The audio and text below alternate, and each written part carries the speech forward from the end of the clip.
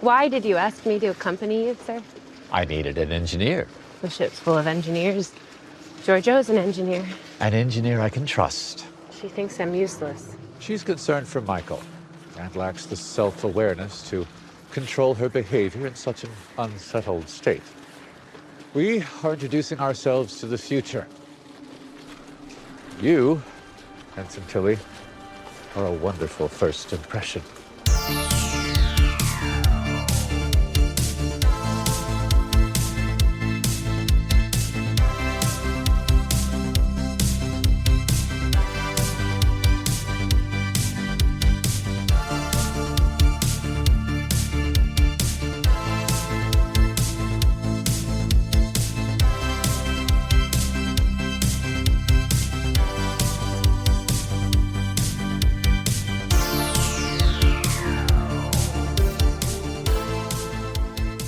Welcome to Deep Space Pride, a gay Star Trek podcast. My name is Mike. I'm one of your hosts, and with me is Johnson, my co-host. How are you, Johnson?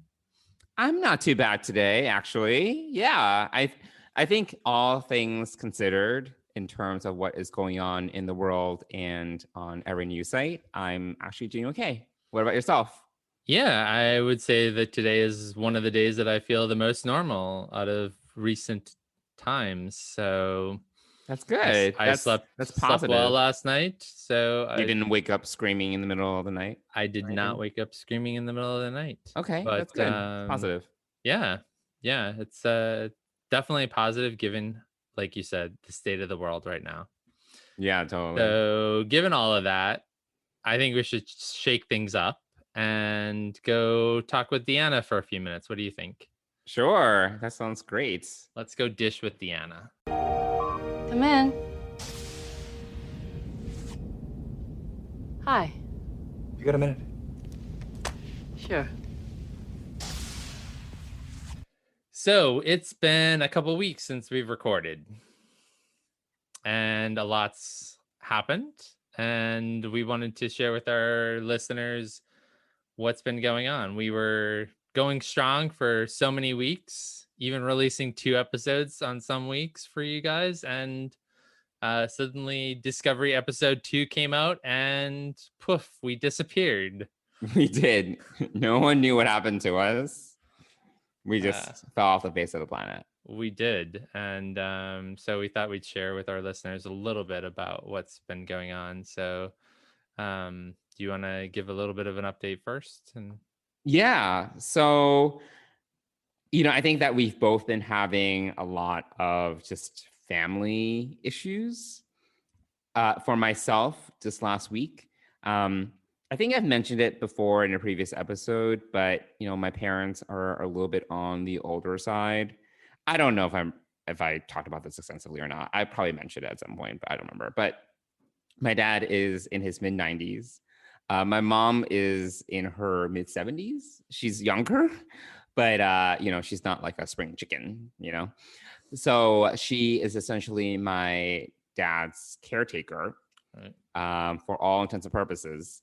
And essentially last week, on Wednesday, she just literally, she woke up and she couldn't move. Like, she could not get up. She could not walk. And it's just been an accumulation of just aches and pains over time.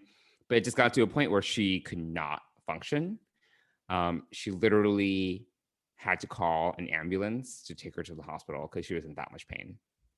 And fortunately, a few relatives, like a few family friends and relatives came. They live like an hour and a half away from me. So it's not that close.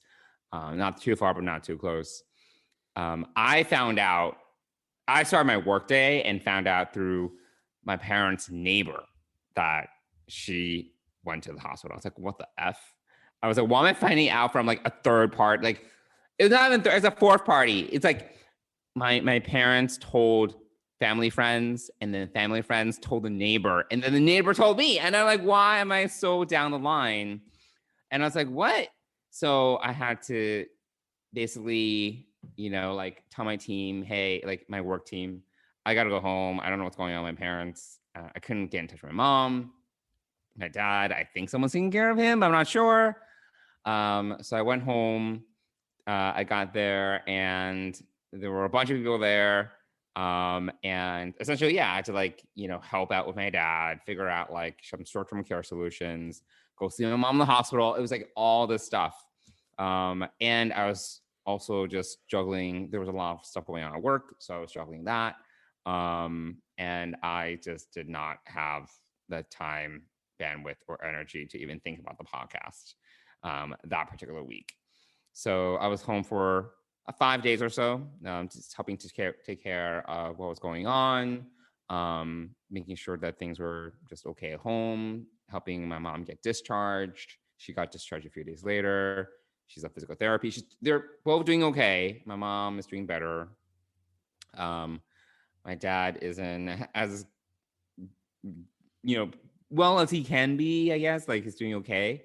But yeah, I mean, that's been, that was the drama that was going on in the past week. And, it honestly took up all my brain space. It was like either that or work. So I would be like dealing with home stuff.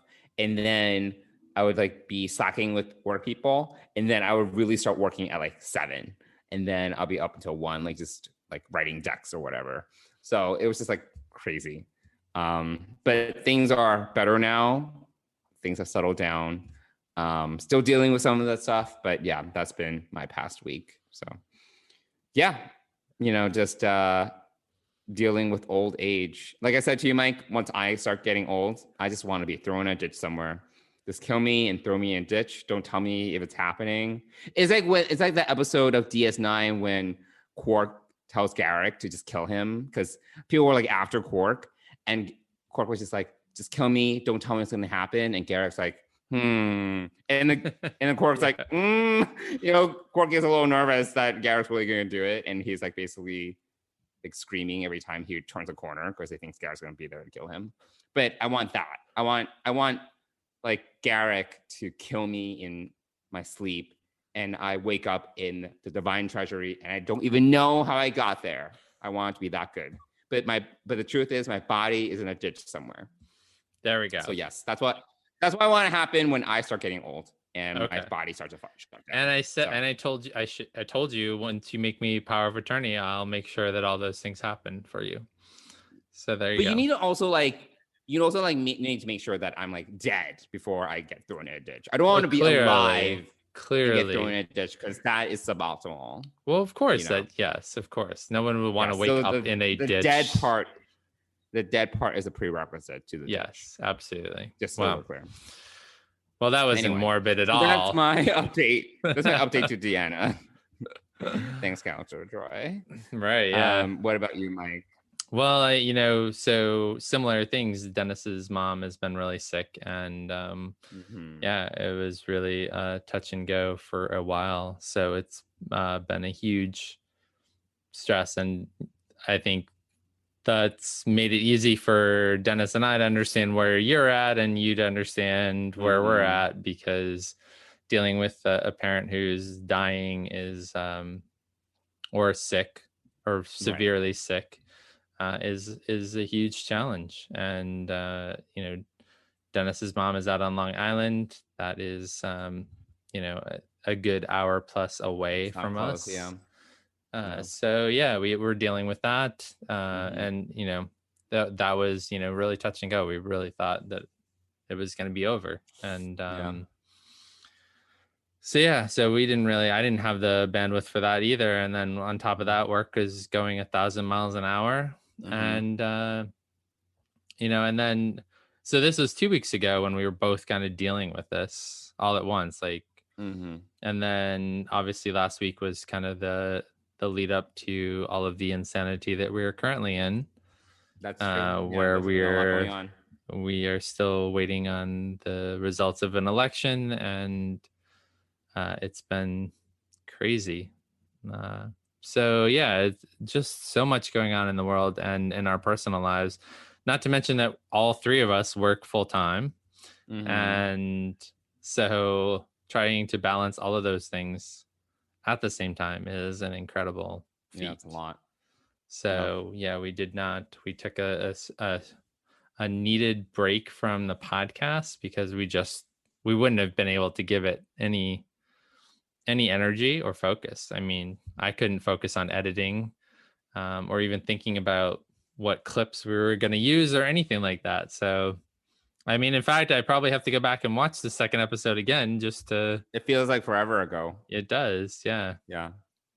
I mean, and now since today, did you get to watch episode 4 today? I did. I slapped you my you did, immediate yes, reactions. Yeah. Yes. So so we, we're two episodes later and we've still got a lot to cover, which we're going to cover this weekend when we have some time that we can dedicate to episodes 3 and 4.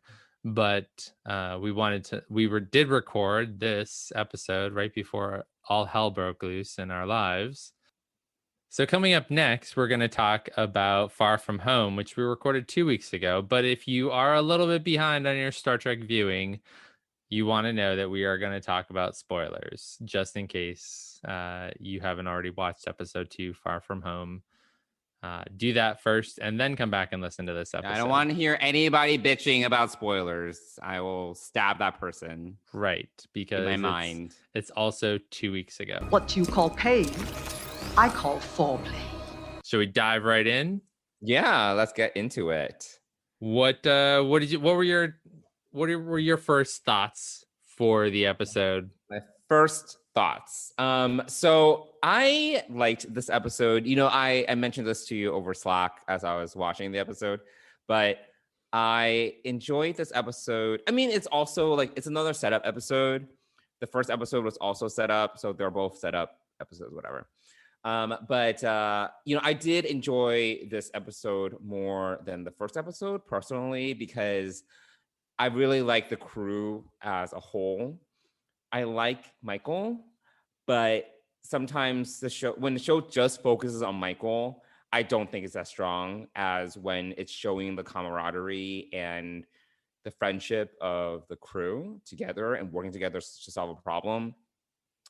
Some of the best moments in this episode, it wasn't even that it had good action, but honestly, some of the more intimate moments between the characters really made it for me, whether it was between Stamets and Culber, between Saru and Tilly, there were just these small moments that really did it for me, that I've missed, honestly, the past 18 months. We haven't seen that in a while, so it was really nice to see that. Versus last week, it was all about Michael, her, discovering a new planet, her getting acquainted with a new character. But sometimes, Discovery, I do think the one thing about Discovery that sometimes I do have a gripe with is that it can sometimes become the Michael Burnham show. And the thing I think that has been really strong about most Star Trek series that I've enjoyed is showcasing, obviously you have a lead, whether it be, usually it's a captain, but where it's really strong, most of these shows, is when the entire crew plays off each other, and that's where the character building happens. Sometimes the show, just the issue that I have again with Discovery is that Michael Burnham becomes the center of the universe. She's the crux of whatever, the Federation Klingon War, the Red Angel. I'm sure the Burn probably is gonna. I'm sure Michael Burnham somehow connected to the Burn. I wouldn't be surprised. She's it's too central on her sometimes. So it's very refreshing when it's really just showing the crew and everyone's important. Everyone has a hand in things. Everyone has a voice. Everyone contributes, and that's why I think the show really shines. But what did you think about this episode? Yeah, I have nothing to add to that. No, I'm kidding. I agree with all of that. This is really the USS Discovery show this week, and we get to see the full crew. Everybody has a role. Even Linus showed up, which is great. But then he ghosted. I don't know what happened to him. Giorgio was like, "Oh, come with me. You can see a lot of the spectrum, right?" And then he was nowhere to be found. I don't know what happened. Right. Well, Linus. If I remember correctly, though, Commander Nan talked to Linus, and Linus said that Giorgio had come down to engineering to help out Stamets and Jet work on Oh, things. I thought she was like go down to deck 8 to help them out, and then Linus was ashore, and Giorgio was like, "All right, we're going together," and then they just did not get there, never got there. There was that, and I think they went there. Then when I see what you're saying. Now Yeah, they never showed. I don't think they ever showed up. Yeah, okay. Yes, you're right. You are right.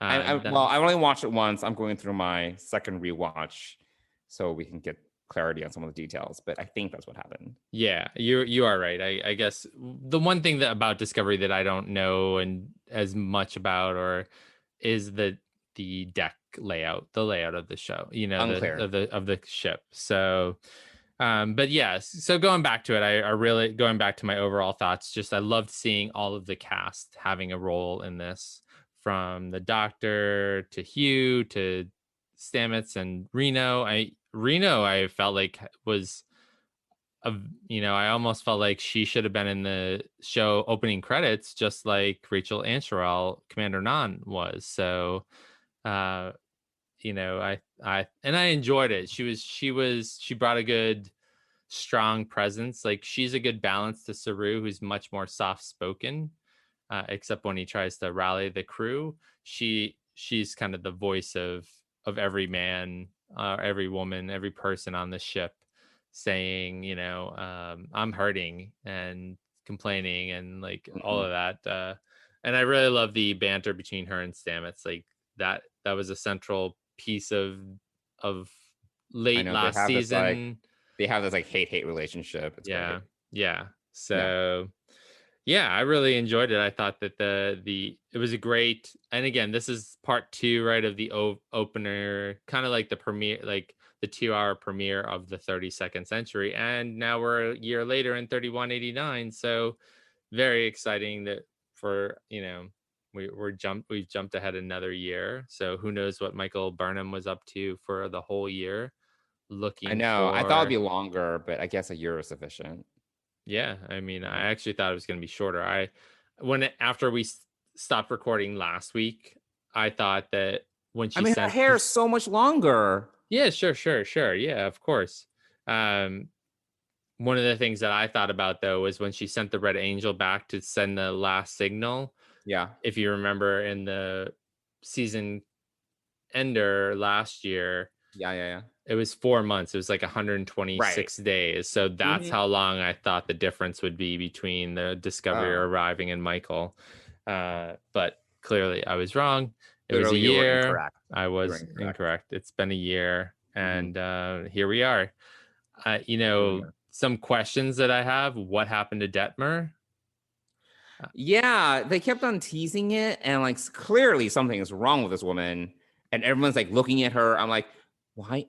Like something is clearly wrong. Like everyone is just like, oh, are you okay? And then looking at her weird, and then she looks out of it. Yeah. I'm like, all right, does this not warrant further investigation? You're just gonna let her wander around the halls and take command of take command of the helm? Like, she's not well. Yeah, there's definitely something going on with her, and I'm gonna throw in a little speculation. Maybe something from Control got inside of her. I was thinking about that, but I really don't need that. I don't either. I don't need Control back. I don't either. I was thinking that because she has some like artificial like implant. I'm like, I don't need Control back. But please, we'll see. We'll see what happens. Yeah, that was definitely one of the questions I had for this episode for sure. Let's talk a little bit about Giorgio. She's clearly. So oh man, I would even go far to say she's a bitch in this episode. Like, it's great. I love Michelle Yeoh. I do. Hands down, I love Michelle Yeoh. Absolutely, she was all fired up and really like almost too much. I felt, I think Giorgio is a great character. I think especially Emperor Giorgio and her trying to fit into this universe. But man, she was tough and really. Well, I think that's when Saru was talking to Tilly, and when Tilly was like, she she thinks I'm worthless. And then Saru was like, well, you know, she's just really worried about Michael and she doesn't know how to process it. So this is how it comes out. You know, she just basically sublimates it through aggression. And I think it's true, you know, like later on the bars, you know, the bar fight when she was gonna like I was like, she would be justified, honestly, blasting him. I wouldn't have an issue with that. But she was very aggressive, like, you know, when she was on Discovery, like, you know, because she was like, she wanted to contact Michael ASAP. So it made sense. Yeah, absolutely. Yeah. But I guess I missed that, or that was just kind of implied and never really stated. That Giorgio was missing Michael. Like, I think Saru filled in that detail. Giorgio never said that. Like, she just was. But I think that's what Saru was saying. Like, she's not good. She's not very self-aware. So she's not good at processing feelings, you know? Okay. I mean, that's fair enough. Yeah. But, you know, once we get into the bar, like, it was kind of, I kind of could see that coming. Like, it was clear that she was going to end up in the bar, not because of the promo pictures, which did make sense after the fact. But definitely, you know, I thought that if anyone's going to show up out of this, it's Giorgio. And of course, she's going to kick ass. This is her, you know, a bar is her home. I know. You know, being in the middle of a bar fight, of course. You know, so I thought it was really well done. You know, she was definitely playing up her weakness, or playing down her playing down her she strength. totally got caught on purpose. Oh yeah, absolutely. Yeah. She was like, totally, this is all planned on her part. So but she has some good lines. I don't know, they give her really some really juicy lines. Her and Reno have some like really nice nuggets in there. Yeah, they do. Certainly the one about pain is foreplay for her. Yeah. So it was I was not surprised at all that she was in the middle of that bar, and that it would soon be just them standing. Like, there was no question about that. It was, you know, it was kind of a given, and which is kind of rote and kind of boring a little bit, but it's always fun to see Michelle Yeoh kick ass. So you can't deny that they have good stunt choreography. I mean, especially compared to like original, like TOS. Like, yeah, sure, yeah, it's come a long way. And I'm sure she does some of her own stunts. She does a lot, I think, if not all of her own stunts. Yeah, so she's very nimble. And I think you told me she's 60 years old. She's old, like, but she is not old. Like, I don't know, she takes care of herself. I don't know what she does. Yeah, absolutely. She's amazing. Yeah, she is. So speaking of Saru, what did you think about how he played out in this episode? His character played out in this episode. He took command. He was confident. He kept everyone focused on the goal. That's a good question. I felt like he was wiser and older. He let Tilly kind of ramble on and just kind of accepted it. He knew that the crew wanted to get outside and find out where they were and when they were, and instead kept them focused on fixing Discovery, which was wise. He led the away team. You know, I would say, like, excellent first officer material. Like, that would be like a Spock, Will Riker. Like, I think for me, he really solidified himself as the Spock, the Will Riker / Data of Discovery. Like, the first officer, the next, you know, the person to lead the away missions, the leader among the people kind of situation.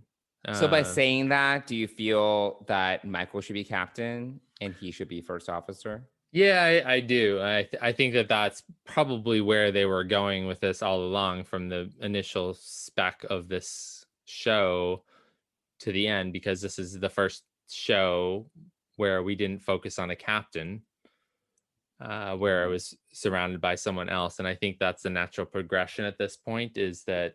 See, I don't need Michael to also be the captain. I really don't need that. I don't need... like, the thing I really liked about, like, everything you mentioned in this episode as to Saru, like, he was he knew how to just deal with the situation, take command, and still employ the Federation's values, and he stuck his ground. And I do like this new non-fear ganglia version of Saru.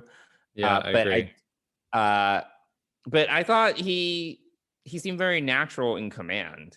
And personally, I think I would vouch for him to be captain over Michael, because I don't think Michael needs to be captain and the center of the universe. Like, please. Like, she already has enough labels. Like, oh my God, she's the freaking Red Angel. She's the instigator of the Federation Clan War and captain of the U.S. Discovery. I don't need that. Okay. I mean, and I see that, and I who knows? I mean, we don't know what this last year has been, whether they'll find another captain on a down starship and bring them into the crew. Who knows? So it's very possible that she may not be. But she does have, the reason also why I say that is because she has a year's experience now in the 32nd century. And I think that that's why she'll become captain, is because she has that experience and she has that knowledge of. Or she can be a consultant. She's not going to be a consultant. She's part of the command structure. This was her track all along, right? She was months before the Klingon war. She was a few months away from being promoted to captain of her own ship. So she's a natural leader. And I think that that's just, obviously all these things have kind of waylaid her in different ways. But I think this is the moment for her to become captain, simply because she's got the experience in the 32nd century now. And I think this crew is going to need that guiding force, not as a first officer. But I also think that there's a strong possibility that Michael and Saru will co-lead this ship. I know that they'll need to be someone who's captain, but I feel like out of all the iterations in Star Trek, I feel like this crew, especially this bridge crew, this is a crew that works together. And I think that part of that reason is Pike pulled that together, because Lorca certainly did not do that. So I think Pike really set them up to be a team and a all moving in the same direction and working together. So who knows? But, I think that we're kind of progressing towards that. Also, I will say this. I mean, a strong Black woman in command of a starship, I think, is not only a symbol for the 32nd century, but also a symbol for the 21st century. I guess. I mean, I'm gonna kind of riot for 5 minutes if she becomes captain, because I'm all in on Team Saru, but sure. No, I love Saru. I'm not. I guess I'm looking at it from the writer's standpoint, like the whole idea of this journey, this hero's journey type adventure that we're on, and she's really been on that hero's journey, and I think that leading the Discovery is the next step. But I'll be happily surprised. I'll be happy with anything. For me, this is not a show where I feel like I need to predict the future, or I'm along for the ride. Like, I feel like out of all the iterations of Star Trek, I am a crew member on the USS Discovery, and I'm going along. Crew member. Yeah. Although I did catch in a shot some people in the background on the bridge who aren't part of the main bridge crew. So they, obviously there are definitely randos. Yeah, absolutely. Yeah. And so we do know that there are 88 and Gene Hazmat. Yes. Who's an ensign, who's listed in Memory Alpha as an ensign. He is? Yeah. Oh, has he appeared in other episodes? No, I don't believe so. But okay. But you gotta love Reno for just dismissing him completely. I know. Poor Gene. Yeah. Actually, I think he was kind of cute, but he only had one line. I don't have a strong feeling about his cuteness factor, to be honest with you. It's okay. It's all right. I still think Wilson Cruz looks great as Hugh Culber, looking good in his dirty bloodied white uniform. I know who decided that they should all wear white uniforms, especially when it's such a messy job, whatever. But Shall we there it talk a is. little bit Yes. about our favorite gay couple in Star Trek? Sure. A lot of great character moments with the two of them. Two very strong personalities going back and forth, and once again Stamets doesn't listen and does his own thing and is bleeding out into Jeffrey's tube. I know that was kind of dumb, but that's honestly me though. If I was injured and I just wanted to get something done, I would be the one to do it, regardless of the consequences, because I know that I can do a better job than anyone else. Even though you're bleeding all over the Jeffrey tube. But I love their back and forth, and no matter how hard Hugh comes at him, like, I'll get you grounded if you don't stay in this for one cycle. You better live so I can kill you. Like some great lines with this very tumultuous relationship that they've had.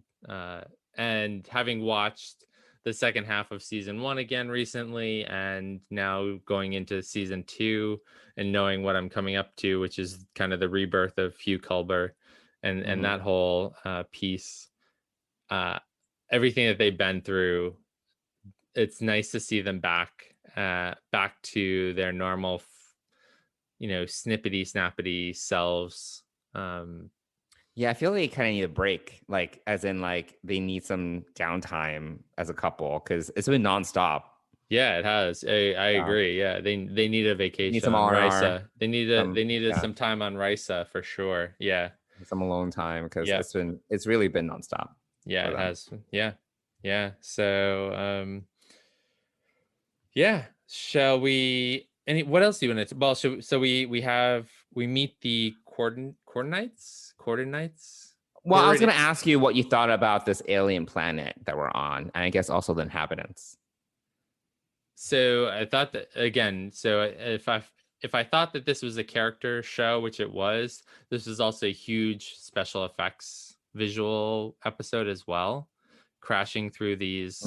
It totally reminded me of Timeless, that Voyager episode. Yeah, and also it reminded me of Generations, where the Voyager episode was also like an icy planet. True. Oh, that's true. You're right. Yes. Yeah.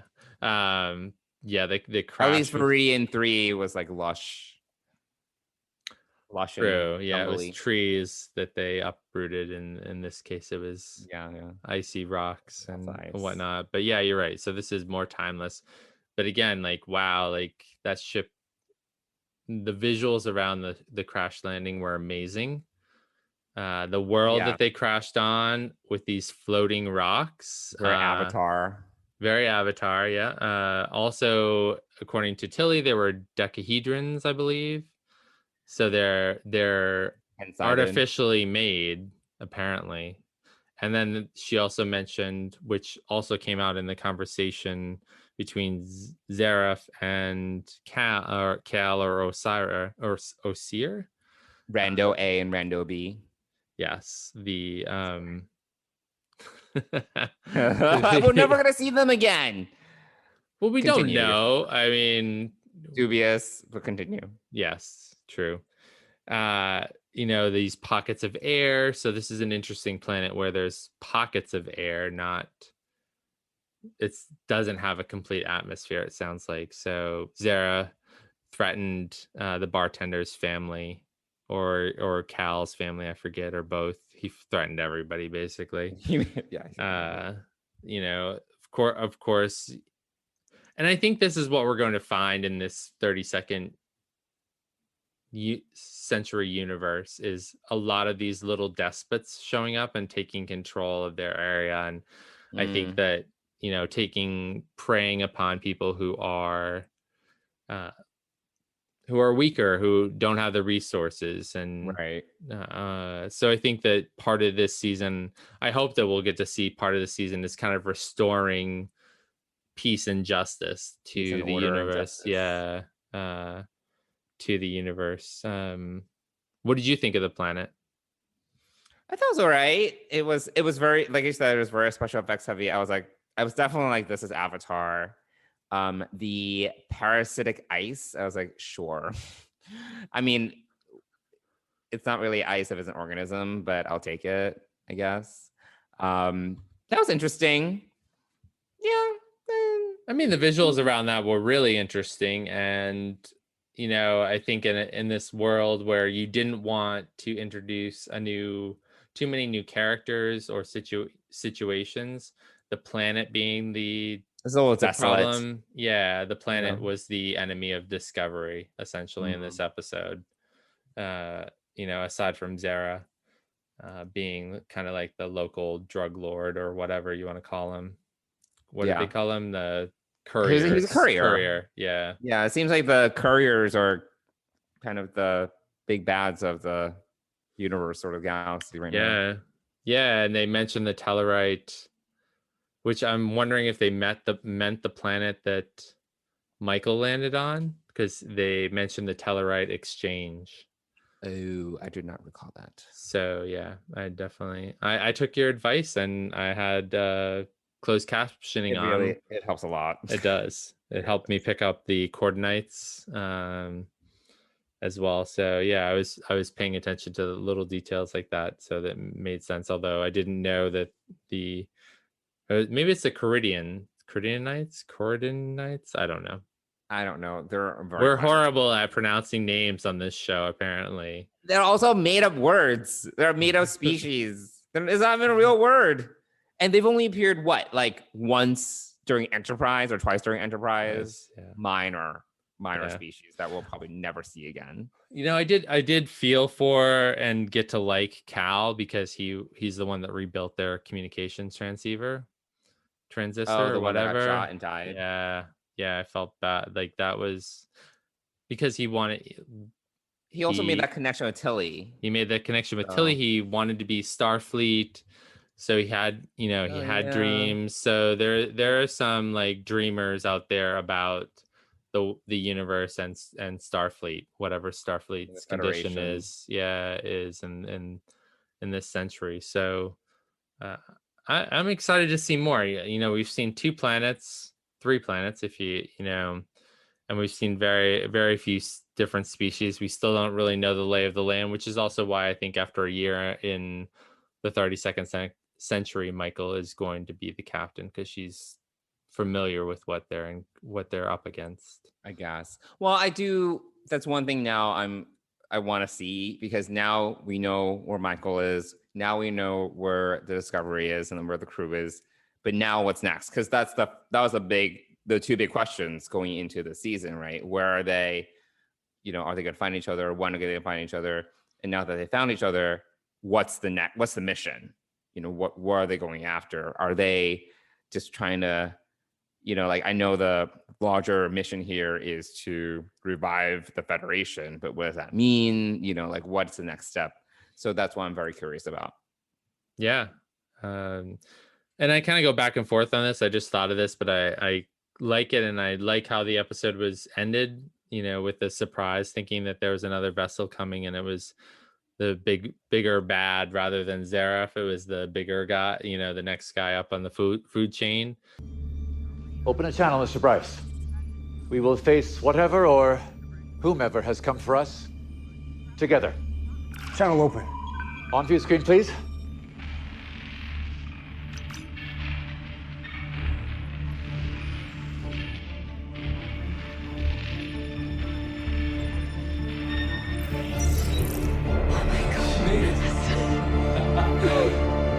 Saru! Michael? Yeah, it's me. I found you. But I was glad it was Michael, but I would really have loved to have seen a cutaway scene of Sahil seeing the Discovery come into existence and alerting Michael, and sort of fulfilling that role of I forget, chief communications officer or whatever. So it would have been cool to kind of see that, but I understand why they did it. It was a surprise. I really did think that we were going to. I was not expecting Michael to come at the end of this episode. So I'm glad that happened because I didn't need their reunion to be dragged out for like half the season or something. well, no, I don't think it would have been dragged out for half of the season, but Well, the search for Spock dragged out for half a season. It took forever to find the guy. you mean the movie Search for Spock? No, season 2 of Discovery. Remember? They were Yeah. they almost got it, but Yes. like Just in a got shuttle away. that somehow eludes the Discovery. I'm like, oh my goodness, how fast is a shuttle and how hard is it to track down this guy? It took forever. You're right. And just because of the way you said the Search for Spock, my mind went to the movies I rather understand. than It was a search for Spock, though. It Again, was. You're absolutely right. They should have called the first half of that season for last season the Search for Spock. You're technically absolutely it was right. the first search for Spock because it happened before Star Trek II: The Search for Spock. The first time Spock was searched for. Yes. Okay. And it took forever. There we go. Anyway, that's my tirade of the hour. That is your tirade of the hour. Well, shall we do a quick character corner focus here? Sure, let's do All right. Number one, you sailed with Burnham aboard the Senju. What is your assessment of her abilities? Tig Notaro, who plays Jet Reno, played a big role in this week's episode, and She was delightful. She I really really like her a was. lot. I feel she really brings dynamicism to the crew that it's just so different in terms of energy. She's great. She's kind of like the Giorgio that is actually Starfleet versus the Giorgio who's clearly not. Yeah, like instead of killing people, she's just really salty. Yeah, that's exactly. That's Yeah. basically what she is. Yeah. We learned last season that she had a wife who died in the war, and she's had this back and forth with Stamets, and Saru. Actually, Well, she said you watched season 2 most recently. It's been forever since I've seen season 2. What is the beef between them? Like, why are they kind of just salty with each other? So Jet comes into the engine room, I think in episode 2 of season 2, and she's fixing something, and they just Stamets was always very proprietary and protective of his engine room, the spore drive and everything, and she comes in to fix a EPS conduit or something like that, and that's sort of where it began. I think she invaded he didn't recognize him, just like almost exactly like how he treated Michael when she first came into the engine room in season 1, so I think that same sort of thing, his default is I don't like anybody, especially new people, and so they just but she doesn't take any of his shit at all. She just dishes it right back to him right from the start. So I think that this, and you see this dynamic relationship between them in this episode, right? This very feisty back and forth. Like, no, I'm not. My spine is telling me, no, I'm not going anywhere. I'll sit here and keep you company, but you're going to do it. And, she has a lot of great one-liners, but I want to back up for a minute because she also played a great presence on the bridge. And it seems like she's the chief engineer. I mean, I don't know what her title is exactly. Yeah, it's kind of like how Colbert is not the CMO, right? Like, right? Yeah. He's just a doctor, but neither is Dr. Pollard, which is interesting. She's not. I don't know who the chief medical officer is. Yeah, actually. I don't think we've ever met that person, and we've never met the chief engineer before either. Because I actually think, now that I remember, Jet says the chief engineer sent me to fix this, and so yeah, we have these chiefs that we never see and don't know, and I don't know if the writers are missing that or if they're trying to flatten the structure, flatten the leadership curve, hierarchy. Thank you. On the ship by doing that. I don't know. But she has some great one-liners. It's a drugs talking towards the end. I forget what she calls Stamets. at that moment, but and Hugh's like, Bobcat. what did you, oh, Bobcat. And Is it he's like, Bobcat? I think. Yeah. oh something like yeah, that sounds about right. And he says, what'd you call her? It's the drugs talking. that. Yeah. So yeah, I think she brings the Giorgio factor, but it's sarcasm, but it's the feistiness that really none of the other crew have. Not even, everyone's super nice on the Discovery for the most part. And so it's sort of Jet Reno and Giorgio who are kind of the, the spicy ones, if you will. Yeah. But I think she's a great addition to the crew. From her interview on the Pod Directive, which we both listened to this week, she is She's enjoying. great. Yeah. She's I great. think I would like her in real life. Yeah, absolutely. I've never seen any of her stand-up though. Have you? I have not. No. So I kind of want to look. I think maybe she's got something on Netflix. I have no idea. But yeah, obviously she's a member of our family. She's a lesbian woman who's married, has a wife, and she does a lot of work with her wife. Does she? So they both. I mean, in the interview, they talk about like they do some projects together. They are working on some things. I didn't. I think I have left 10 minutes left or something. Oh, okay, yeah. So yeah, it was great to see, but she's enjoying being a guest star and not a member of regular. Gotcha. Yeah. No desire. Yeah. And I mean, so half of the interview on the Pod Directive was about her struggling with the technobabble. But I was like, you don't have that much technobabble in this episode. This is easy. But we're not her. Right. Yeah. And she's not us. So yeah, she did go into depth talking about like the EPS manifold or whatever. Yeah, but also like just the fact that she feels bad whenever she messes up, and everyone's so nice to her about it, and they just help her. But I thought that her lines, especially on the bridge, were just spot on, like well delivered. Just really, she really did a great job, and it would be. I'd love to talk to Tig Notaro and just get her take on this, but maybe one day when this podcast is big enough for her to care. Yeah, maybe. Yeah, know. Never know. So yeah, so that's anything else about Jet Reno we want to talk about? I don't think so. I totally. I remembered when I listened to the Pod Directive interview, but I'll be honest, I totally forgot that she is a lesbian in real life and in character. I totally forgot about that. But I like that they don't really make a big deal of it on the show in any way. Like when she first in season 2, I think she had a heart-to-heart with Culber because Culber and Stamets, their relationship was rocky, and she had like they had a talk. She went with a splinter. She went to the sick bay with a splinter in her finger. Right, as an excuse to have a conversation. Yeah. And they didn't make a big deal like, oh, you're also gay.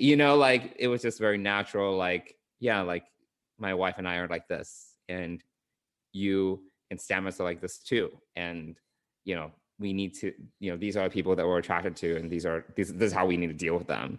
Like it was just like, it was very natural. It wasn't a big deal that they're both LGBTQ. It was just like, whatever, this is how it is, which I really like. And we've talked about it before, and I just put it together when you mentioned it, but this is another role where we have a lesbian woman playing a lesbian role. And so I think that's great. I think that Hollywood needs to continue to do more work in that direction.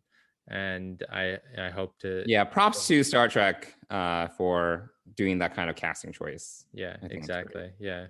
Yeah. Well, great. Any other thoughts on episode 2? Or part 2 of the 2-hour 32nd century introduction movie? If we were to... I think I touched on everything on my notes. I think honestly, my biggest WTF is Detmer and what's going on. Yeah, that's definitely a big question. One of the things I think, I don't know if I mentioned it or not, we at least know, like, there are only 88 of them on this crew, Right. so not a lot of hands to work on that big starship. So I think that how many crew members did they have previously before they made the jump? Do you remember? I don't. I want to say at least It was 100. more. It was It's like more. 150 maybe, or something like that. I don't know. Yeah. I don't know what the crew complement of a Crossfield class starship is, but No idea. yeah. But they did give everyone the option of leaving, and so 88 people decided to stay on board. 87 if you include the alien with the big weird head that died. Yeah, I was like, what's that? Yeah. So they died. So we did see one death in this episode, but I thought it was a well written episode. Like some action, lots of character development, great special effects. I think it like checked all of the boxes for me as an enjoyable episode, and really highlighted what this Discovery family is all about. And it was great to see the crew. It was definitely more of a character episode than a plot episode. Not much really happened. It was really more about them kind of settling into this new situation they're in and how that affects their dynamics and such. Yeah. I guess we should wrap it up. So if any of our listeners have any thoughts or questions about episode 2 of Star Trek Discovery Season 3, you can reach us through email at deepspacepride@gmail.com. You can also reach us on social media on Twitter and Instagram at deepspacepride. But I think that does that about does it for this week's episode. Yeah, sounds good. Bye, everyone. Bye, everyone.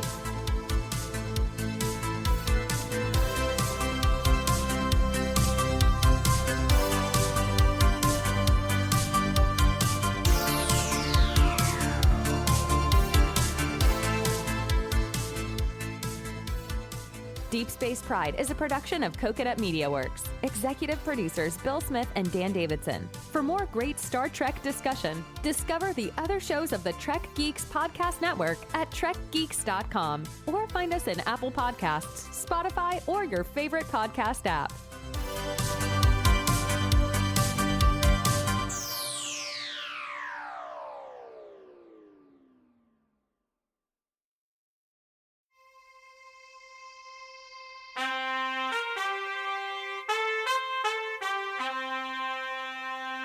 Coconut.